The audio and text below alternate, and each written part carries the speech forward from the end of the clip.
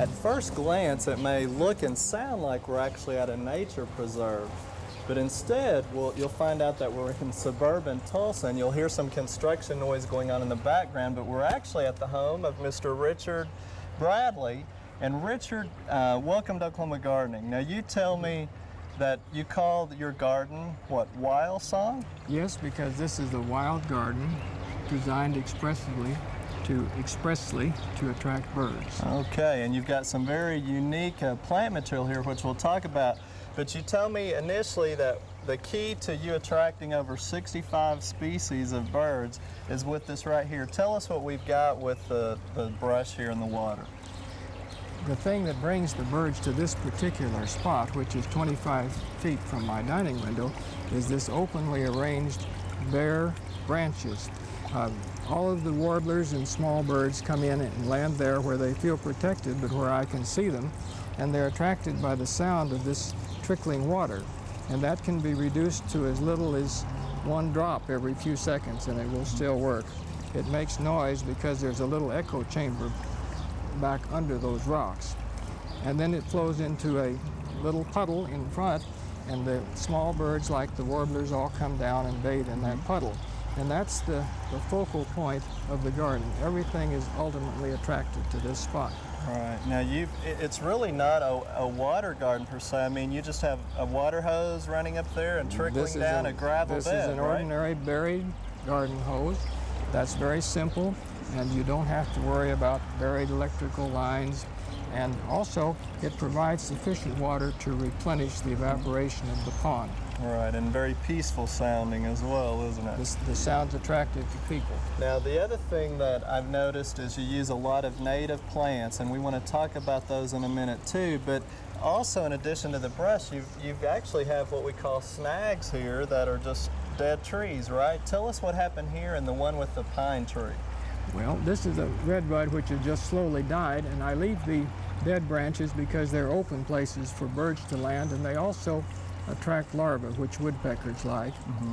And over there, there's a dead pine tree that's covered with trumpet vine and crossvine, which are both native plants to Oklahoma. And the insects there are very attractive to many birds. And I think that's the thing I found unique is that you're letting the dead tree stay there, but you're letting vines grow up so it doesn't look quite as harsh. And some people might think that it would look harsh, but you're still adding some green color to it, and it still serves a purpose for the wildlife. Just like you would a flower arrangement, where you'd put some greenery with the structure of the arrangement.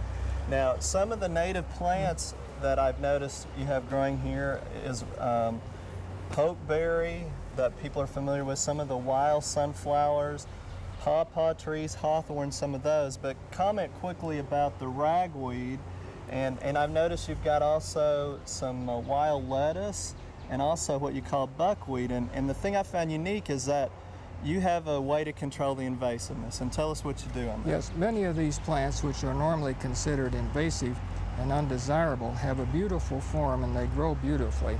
But if you'll just limit them to one specimen plant, then you don't need to worry about too many seedlings. And with ragweed, if you'll nip off the flower buds just before they flower, which you can do with one plant, then you don't have to worry about the pollen problem. And what you've done then basically as a seedling stage, as they start to grow, you've learned to identify that, and then you pull out the ones that you don't want in that excessive particular area. seedlings we pull out as soon as they appear. And then depending on its purpose, some of them you have for butterflies, some for birds or whatever, then you decide which plant parts you're going to leave as far as the flower, those kinds of things. That's right. Very unique. How about the ground cover that's covering most of the area? This is fall strawberry with yellow blossoms, and it makes an excellent quick ground cover, but it has very shallow roots, so you can remove it quickly and easily if you want to plant another plant in that place. Well, it truly does look, Richard, like we're out in the middle of a forest or natural woods, and it's very impressive, and it's very softening to all the noise around us. So I know you've got a bird in the background real quickly. That's what, a wren? That's a house wren, and it has a distinctive sound which you can hear in the background. Right. It's there all summer. Thank you for sharing it with us, because I know the viewers will enjoy seeing this as much as you do while you're here. Thank you again. Thank you for coming. You're welcome. We hope you've enjoyed this classic from the Oklahoma Gardening Vault. Remember, even though these tips and techniques are timeless, there's always something new to learn in the world of gardening. By subscribing to both Oklahoma Gardening and OK Gardening Classics, you'll have access to a wealth of gardening knowledge, both classic and contemporary.